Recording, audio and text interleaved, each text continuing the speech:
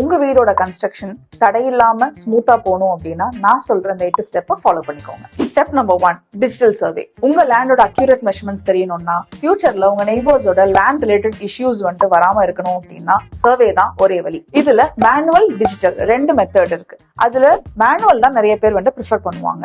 ஏன்னா டிஜிட்டல் எக்ஸ்பென்சிவ்னு சொல்லி நினைக்கிறாங்க. ஆனா டிஜிட்டல் சர்வே தான் நான் ப்ரிஃபர் பண்ணுவேன். ஏன்னா அதுலதான் ப்ரிசைஸ் அண்ட் அக்யூரேட் மெஷர்மெண்ட்ஸ் நம்மளுக்கு கிடைக்கும். Step 2, soil test. ஒரு சர்டிஃபைடு ஜியோ டெக்னிக்கல் இன்ஜினியர் மூலியமா நம்ம ஒரு சாயில் டெஸ்ட் எடுக்கணும். அந்த சாயில் டெஸ்டோட cost less than 0.5% of the project cost தான் நம்மளுக்கு ஆக போகுது. ஆனா அதுதான் 90% ஆஃப் த பில்டிங்கோட ஸ்ட்ரக்சர் ஸ்டெபிலிட்டியை முடிவு பண்ண போறது. Step 3, water test. நம்ம லேண்ட்ல உள்ள போர் வாட்டர் எடுத்து ஃபர்ஸ்ட் வாட்டர் டெஸ்ட் பண்ணணும். வாட்டர் டெஸ்ட் பண்ணா மட்டுமே தான் அதுல உள்ள சால்ட் கண்டென்ட் எவ்வளவு இருக்குன்றது நம்மளுக்கும் தெரியும். அண்ட் அதை கியூரிங் பர்பசஸ்க்கோ ட்ரிங்கிங் பர்பசஸ்க்கோ யூஸ் பண்ணலாமா வேண்டாமா அப்படின்றத நம்ம முடிவு பண்ண முடியும். Step 4, proper planning and structural designing. ஒரு ஆர்கிடெக்ட் மூலியமா ப்ராப்பரான அந்த பில்டிங்கான பிளானும் ஒரு ஸ்ட்ரக்சரல் இன்ஜினியர் மூலியமா அந்த ஸ்ட்ரக்சரல் டிசைனும் நம்ம ரெடி பண்ணி வச்சுக்கணும். இதை பண்ணாதான் உங்களோட கன்ஸ்ட்ரக்ஷன் எப்படி வரப்போகுதுன்றத முன்கூட்டியே நீங்க விஷுவலைஸ் பண்ண முடியும். Step 5, material selection for each stage. உங்க கன்ஸ்ட்ரக்ஷன்ல சிமெண்ட், ஸ்டீல், கல்லு மண்ணுல இருந்து டைல்ஸ், பெயிண்ட் வரைக்கும் என்னென்ன மெட்டீரியல் நம்ம யூஸ் பண்ண போறோம்ன்றத தெரிஞ்சு அதை அண்டர்ஸ்டாண்ட் பண்ணிக்கிட்டு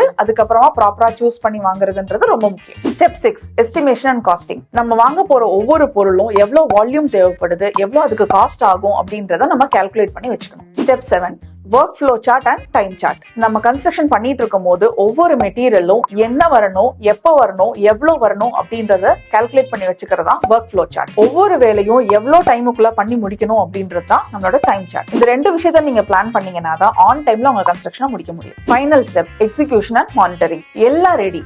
இப்போ என்ன, வேலையை ஆரம்பிக்க வேண்டியதுதான். வேலையை ஆரம்பிச்சா மட்டும் போதுமா? நம்ம என்ன பண்றோம், எப்படி பண்றோம்ன்றத மானிட்டர் பண்ணிக்கிட்டே இருக்கணும்.